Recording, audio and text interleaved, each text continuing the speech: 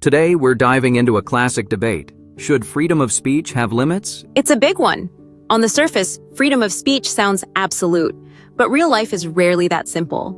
Absolutely.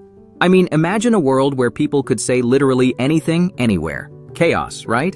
Yeah, and it's not just about chaos. There's the question of harm, like hate speech or incitement to violence. That's true. Freedom of speech doesn't mean freedom from consequences. But who decides what crosses the line? That's the tricky part. If governments decide, there's a risk of censorship, but leaving it unchecked can lead to abuse. And social media makes things more complicated. A tweet can reach millions in seconds. Social platforms often set their own rules, but then people complain about cancel culture or being silenced. Right.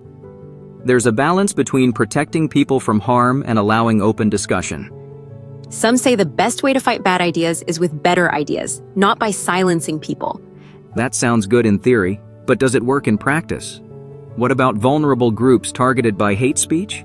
That's a fair concern. If speech leads to real harm, like violence or discrimination, shouldn't there be limits? But then, what about satire or controversial art? Sometimes what's offensive to one group is meaningful to another. Exactly. Context really matters. Think about comedians. They push boundaries but sometimes cross the line. And laws vary widely. In the US, the First Amendment protects almost all speech. In Europe, hate speech laws are stricter. Do you think one approach is better than the other? That's tough. The US approach prioritizes individual freedom, but can allow harmful speech. Europe tries to protect groups, but risks stifling debate. Sometimes limits are necessary for social harmony, like shouting fire in a crowded theater. That's dangerous.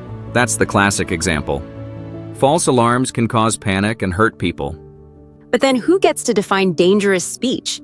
Definitions can be stretched. True. In some countries, dissent is labeled as dangerous just to silence critics. That's scary.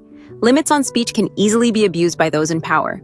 On the flip side, without limits, misinformation can spread unchecked, like during a pandemic. Right. Public health information is a good example. Should lies about vaccines be allowed? It's a moral dilemma. Censoring false info could save lives, but also sets a precedent for restricting speech. And sometimes what's considered false changes as we learn more. Science evolves. That's why transparency and moderation is key.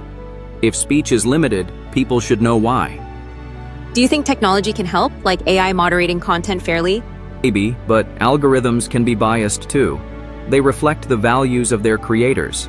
So it comes down to trust. Do we trust institutions to set fair limits?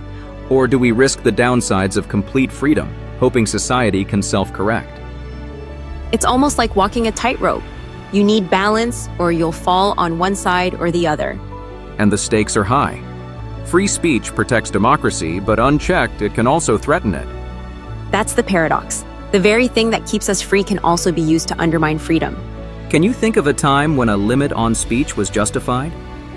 Well, laws against inciting violence seem reasonable. No one should be allowed to call for harm. Agreed. But what about offensive jokes? Should comedians be censored? I'd say intent matters. If the goal is to hurt, that's different from sparking debate. But how do we judge intent? Sometimes people misinterpret things. That's true. Maybe education is part of the answer, teaching critical thinking. I like that. If people learn to spot misinformation, they're less likely to be harmed by it. So perhaps limits should be a last resort, used only when absolutely necessary. And always with oversight to prevent abuse. It's a never-ending conversation, isn't it? The world changes, so do the challenges. That's what makes it so fascinating. Every generation has to renegotiate these boundaries. Maybe the real answer is, it depends. Context, culture, and technology all play a role. And we'll probably never have a perfect solution, but open discussion gets us closer. Speaking of discussion, I wonder what our listeners think. Where do they draw the line? Great question. Maybe next time we can bring in some real-world examples. Or even hear from someone who's been affected by speech limits, on either side. Until then, I guess we'll keep walking that tightrope, balancing freedom and responsibility. And hopefully not falling off. That's all for today, but the debate continues.